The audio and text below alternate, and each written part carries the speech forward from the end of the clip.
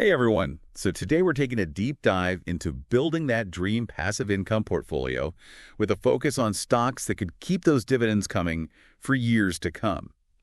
And, you sent over some really cool stuff from the Motley Fool, specifically their article, Want Decades of Passive Income: 3 Stocks to Buy Now and Hold Forever. So let's break this down and see if these companies actually live up to all the hype. Sounds good to me. Yeah. The Motley Fool, they really do seem to have a way of making investing feel a little less intimidating, Yeah. which is always a good thing. Yeah, for sure. I mean, they've chosen 3 companies and industries that are known for being pretty stable, Yeah. which is exactly what we're looking for, right? And they've started things off with Chevron. Everyone's heard of Chevron. But is it really a passive income powerhouse? I guess that's the big question. Well, let's say Chevron is a global energy giant, and as much as we all wish we could just switch to renewable energy overnight, the reality is the world still relies heavily on oil and gas. True. So they're in a sector that's always in demand, which is a good place to start, I guess. But does that actually mean reliable income for investors? Well, this is where their massive presence in the Permian Basin comes in. You see, it's one of the most productive oil fields in the entire world, and Chevron has a huge stake in it. This gives them a real advantage in the U.S. energy market and a very reliable source of revenue. Interesting. So it's not just about being in the energy sector. It's about being a major player in a key area within that sector. Makes sense. But the article really made a big deal about their dividend history. What makes it so special? Well, get this. They've actually increased their dividend for 37 years straight. That's almost 4 decades of consistently sharing profits with investors. Just think about all the economic ups and downs we've seen during that time, recessions, booms, even a pandemic. And throughout it all, Chevron has kept those dividends flowing. Wow, 37 years. That's the kind of consistency that lets you sleep well at night. But reliability isn't all about dividends. What about their overall financial health? Could they keep this up if the economy takes a hit? This is where things get really interesting. They have an incredibly low debt-to-EBITDA leverage ratio, which basically means they're not drowning in debt. In fact, their ratio is way lower than many of their competitors, which puts them in a much stronger position to handle any challenges that come their way. That makes me feel a lot better. So they're not borrowing recklessly to boost their profits. They're playing the long game. Exactly. And to top it all off, they have a stellar AA credit rating from S&P Global. It's basically like getting a gold star from financial experts. It tells investors that they're incredibly reliable when it comes to paying their bills and managing their finances. All right, so Chevron is starting to look pretty good for that passive income portfolio. Stable industry, dominant position, impressive dividend history, and a rock-solid financial foundation. But before we declare them the winner, let's see what the other contenders bring to the table, shall we? Definitely. Let's do it. Okay, so now we're switching gears from the world of oil and gas to something completely different: defense. The company in the spotlight is General Dynamics. I have to admit, defense stocks always make me a little uneasy, but I'm trying to keep an open mind here. I understand that hesitation. But when it comes to stability, it's hard to ignore the defense industry. And General Dynamics is a major player. They supply the U.S. government with some of the most advanced weaponry and technology out there. Yeah, that's true. It's a sector that's sadly always in demand. But the article mentioned that they're not just relying on government contracts. Didn't they have some other businesses going on as well? That's right. They have a fairly diverse portfolio, which makes them even more stable. One of their other major businesses is Gulfstream jets. You know, those private jets for super wealthy? Oh, wow. That's a completely different world. It is. But it's a very lucrative one, and it adds a good level of diversification to their revenue streams. So even if government spending were to change, they've got other things going for them. Okay, that makes me feel a little better. Diversification's always a good thing, especially when you're considering long-term investments. But how do their dividends compare to Chevron's incredible track record? They actually have a pretty amazing dividend history themselves. They've increased their dividend for 33 years in a row, which is only a few years less than Chevron. Okay, 33 years is definitely impressive. But has that growth been consistent, or have there been any periods of decline? That's a great question, and it really highlights why it's important to look beyond just the number of years. In General Dynamics' case, their dividend growth has been very consistent, averaging 8.8% annually over the past decade. And that's actually higher than the average rate of inflation, meaning that your buying power as an investor is increasing over time. Wow, that kind of steady growth is exactly what I'm looking for. It's like getting a raise every year, but without having to ask your boss for it. But before we get too excited, let's talk about their financials. Are they as solid as Chevron's? They are. Their dividend payout ratio, which is basically the percentage of earnings they're paying out as dividends, is only 40%. That payout ratio sounds promising. But does that mean they're not investing enough back into the company to stay ahead of the curve? It's a good question, and it's all about finding that balance. A lower payout ratio, like General Dynamics 40%, actually suggests that they're being very smart about their finances. They're keeping enough cash on hand to reinvest in research and development, make strategic acquisitions, and handle any economic downturns. So they're not just throwing money at shareholders. They're strategically managing their resources to ensure long-term growth and stability. That's reassuring. All right, General Dynamics is definitely in the running. But we have one more company to check out before we make any decisions. Ready to hop aboard our final contender? Let's ride the rails. Okay, all aboard. Our last stop takes us to Union Pacific, a true powerhouse in the railroad industry. Now, I'll admit railroads don't exactly scream exciting, but when it comes to passive income, boring can be beautiful. You got that right.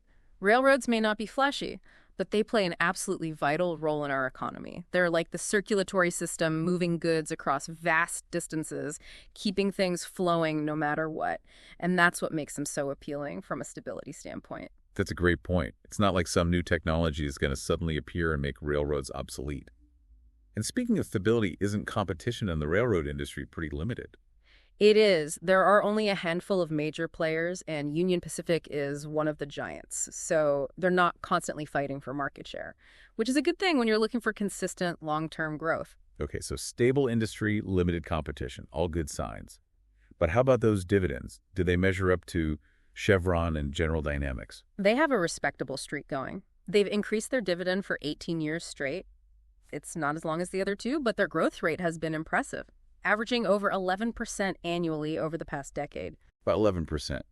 They're not messing around. Now, the article mentioned something about a share repurchase program, which, if I'm being honest, always kind of makes my eyes glaze over a bit. Can you explain that in a way that makes sense for someone who's just trying to build a solid passive income stream? Absolutely. Think of a share repurchase program like this. The company is basically buying back pieces of itself, which reduces the number of shares available on the market. And fewer shares means that each remaining share represents a bigger slice of the company's earnings. So it's like they're concentrating the value of the company into fewer shares. Exactly. And that usually leads to higher stock prices, which benefits shareholders. Plus, when a company buys back its own shares, it often signals that they believe their stock is undervalued. It's a vote of confidence in their own future. Okay, that makes a lot more sense now. So they have a solid dividend history, and they're actively working to increase the value of their shares. But what about their overall financial picture? Can they sustain this growth over the long haul? They're in excellent shape. Their dividend payout ratio is about half of their estimated 2024 earnings, which means they have plenty of room to continue increasing those dividends in the future, even if their earnings fluctuate a bit. That's music to my ears. It sounds like they're being responsible with their profits, balancing shareholder rewards with long-term growth. What about their credit rating? Is that another gold star? It is. They have an A rating from S&P Global, which is another indication that they're a low-risk borrower and can be trusted to meet their financial obligations. Union Pacific is definitely a strong contender. So we've got three companies, all in different sectors, but each one with a unique appeal for building a long-term passive income portfolio. This is where things get really interesting. It is. We've got Chevron in the energy sector, General Dynamics in defense, and Union Pacific in railroads. Each one brings something different to the table, but they all share some crucial qualities: stability, financial strength, and a commitment to rewarding shareholders. It's almost like a recipe for passive income success, right? Find companies in essential industries that are well managed and generous with their profits, and you're golden. That's the idea. But remember, this is just a starting point. The real deep dive happens when you start digging into the specifics of each company, looking at their management teams, their growth strategies, and any potential risks or challenges they might face. Absolutely. And before we get lost in the weeds of financial statements, I'm curious. What's on your mind? We've been really focused on energy defense and railroads. But I can't help but wonder, are there any other industries out there that might fit into this passive income puzzle? Sectors that offer that same combination of stability and growth potential. That's a fantastic question, and it really gets to the core of smart investing. It's all about thinking outside the box and exploring those hidden opportunities. So where should we be looking? Give me some hints. Well, one sector that pops into my mind right away is healthcare. Healthcare. Really? I've always thought of healthcare as being super volatile, with all the changes in regulations and technology. There's definitely a ton of innovation happening in healthcare, which can create both opportunities and risks. But what makes it interesting from a passive income perspective is the underlying demand. The need for healthcare is universal, and as the global population ages, that demand is only going to increase. Yeah, that's a good point. People will always need healthcare no matter what the economy is doing. Yeah. But isn't healthcare a pretty broad sector? Where would you even start looking for passive income opportunities? You're right, healthcare is a huge sector, which is actually a good thing in terms of diversification. You've got everything from pharmaceutical companies developing life-saving drugs to medical device manufacturers creating cutting-edge technologies, and then you've got the whole world of healthcare facilities and insurance providers. Wow, so there are a lot of different ways to play the healthcare game. But are there any particular companies or subsectors that you find especially intriguing for passive income? One area that I've been watching closely is the medical devices industry. These companies are making the tools and technologies that doctors and hospitals need to diagnose and treat patients. It's a high-growth area with lots of innovation, but it's also pretty stable because, like I said, the demand for healthcare is constant. So it's like finding that sweet spot between innovation and stability. Interesting. But I'm still a bit cautious about the healthcare sector. Are there any other industries that you think might be a better fit for someone who's a little more risk-averse? If you're looking for rock-solid stability, you might want to consider consumer staples. Consumer staples? You mean Yeah. like toothpaste and toilet paper? Exactly. Think about all those everyday necessities that people buy no matter what's happening in the economy. Things like food, beverages, cleaning products, personal care items. These are things people always need even during a recession. Yeah, I see what you mean. People aren't going to stop brushing their teeth or washing their clothes just because the stock market is down. But are these companies really generating enough growth to make them worthwhile for passive income investors? That's a valid point.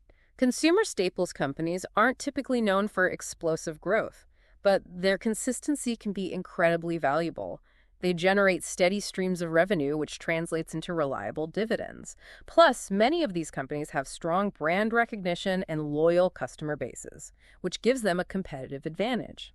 So we're talking about companies like Procter & Gamble, Coca-Cola, PepsiCo, those kinds of giants. Exactly. These are companies that have been around for ages, weathering economic ups and downs and consistently rewarding their shareholders. They may not be the flashiest investments, but they can be the foundation of a solid passive income portfolio. I'm starting to see why they're attractive. They're like the tortoises of the investing world. Slow and steady wins a race, right? Okay, healthcare and consumer staples, both intriguing options. Are there any other contenders we should think about? Well, there's one more sector that often comes up in discussions about passive income. Utilities. Utilities, you mean like the companies that provide electricity and gas? Yep, that's right. They're often overlooked because they're not considered super exciting or high growth. But their stability is hard to beat. Just think about it. People need electricity and gas no matter what. I get that. But aren't utilities kind of boring? I mean, they're not exactly known for being innovative or developing groundbreaking technologies. It's true. They're not usually leading the way in tech advancements, but that's part of what makes them appealing for passive income. They provide essential services that are heavily regulated, which means their earnings are usually very predictable. And that predictability often leads to reliable dividends. So it's like choosing consistency over excitement. In a way, yes. Utilities might not offer the same growth potential as some other sectors, but their stability and reliable dividends can be very attractive to income-focused investors, especially those who are nearing retirement or looking for a lower-risk way to supplement their income. Makes sense. All right, so we've got a few more sectors to explore: healthcare, consumer staples, and utilities. But before we jump ahead too far, I think it's time to step back and consider the big picture. We've talked about a lot of ideas, but how do we actually go about building a passive income portfolio that fits our specific goals and risk tolerance? Now that's the million-dollar question, and that's where things get really exciting. All right, tell me more. What are the key steps to building a passive income portfolio that can actually last? Well, first things first, you need to figure out your goals. What are you hoping to achieve with your passive income? Are you looking to add to your current income, say for retirement, or reach financial independence? Okay, so start with the why. Got it. What's next? Once you have a clear picture of your goals, you need to figure out your risk tolerance. How much volatility are you comfortable with in your investments? Are you okay with taking on more risk for potentially higher returns, or do you prefer a more cautious approach? Right? Because not all passive income investments are the same. Some are riskier than others, for sure. So once I know my goals and how much risk I'm willing to take, what's the next step? Next, you start researching specific investments, and this is where the fun really begins. You can start by exploring those sectors we discussed earlier: energy defense railroads, healthcare consumer staples, and utilities. It's like we have this whole menu of options. But with so many choices, it's hard to know where to begin. It can feel a little overwhelming. Yeah, it's definitely a lot to process, but remember, you don't have to go it alone. There are so many resources to help you research investments. Things like financial websites, investment books, and even financial advisors. So I can get some expert help if I need it. That's good to know. Hmm. But let's say I've done my research and I've picked out a few companies that I think have good potential for passive income. What should I be looking for when I'm trying to decide between those companies? There are a few key factors to consider. First, take a look at their dividend history. Have they consistently paid dividends? And have those dividends been increasing? Okay, so their track record matters. What else? Next, take a deep dive into their financials. Are they making money? Do they have a solid balance sheet? Are they managing their debt well? So I need to make sure they're not going to suddenly collapse. Exactly. You want companies that are in good financial shape and can handle tough economic times. Then look into their management team. Are they experienced? Do they have a good track record? Are their interests aligned with the shareholders? So it's not just about the numbers. It's about the people in charge. Absolutely. A good management team can make a huge difference in how successful a company is. And lastly, think about the industry they're in. Is it a stable industry? Is it growing? Are there any potential disruptors coming up? So step back and look at the bigger picture. Exactly. You want companies that are in industries that are likely to be around for a long time. This is all starting to come together. So I define my goals, figure out my risk tolerance, research investments, and evaluate companies based on their dividend history, financials management, and the outlook for their industry. It's like a roadmap for passive income success. But before we celebrate, I have one more question for you. I'm listening. What about real estate? I feel like that's always been a go-to for passive income, but it always seems like it takes a ton of money up front and a lot of hands-on management. You're not wrong. Traditional real estate investing can be a lot of work, but there's actually a way to get in on the income potential of real estate without having to be a landlord. Have you ever heard of REITs? REITs? Yeah, kind of. I know it stands for Real Estate Investment Trust, but that's about it. Right. So REITs are companies that own and manage properties that generate income, like think shopping malls, office buildings, apartment complexes, even data centers. And here's the best part. They actually have to distribute a big chunk of their profits to shareholders as dividends. So it's kind of like owning a piece of a bunch of different real estate investments without having to deal with all the headaches of actually managing properties. Exactly. REITs offer a way to get exposure to real estate in your portfolio and earn passive income without having to worry about tenants' repairs or property taxes. That does sound pretty attractive. Yeah. But how do REITs compare to regular stocks when it comes to risk and return? Well, like any investment, REITs come with their own risks. Their performance can be impacted by things like interest rates, the economy, and how well the real estate market is doing overall. But they can also offer some really good returns, especially for people who are focused on income, because they have to pay out most of their earnings as dividends. REITs usually have higher yields than a lot of traditional stocks. So they could be a solid option for someone looking for consistent income, but it's super important to do your research and really understand the risks involved. Absolutely. Just like with any investment, due diligence is crucial. You want to look into the actual properties RE owns, the track record of their management team, and their overall financial health. This has been so helpful. We've covered a lot of ground today. We started with those 3 companies from the Motley article: Chevron, General Dynamics, and Union Pacific. Then we branched out and explored other industries that could be promising for long-term passive income from dividends, like healthcare consumer staples, utilities, and now REITs. It's been a really interesting journey through the world of passive income. And remember, this is just the beginning of your exploration. The key is to find those industries and companies that really align with your personal goals, risk tolerance, and how you like to invest. Couldn't have said it better myself. Yeah. And as always, we encourage you to do your own research, think about your long-term goals, and maybe even chat with a financial advisor to create an investment strategy that's tailored just for you. Great advice. Investing is all about creating a future that you feel good about. That's a great way to put it. Well, this has been another insightful deep dive. Thanks for joining us. We hope you've learned a thing or two and feel inspired to keep exploring the exciting world of passive income. Until next time, when we'll dive into a whole new fascinating topic.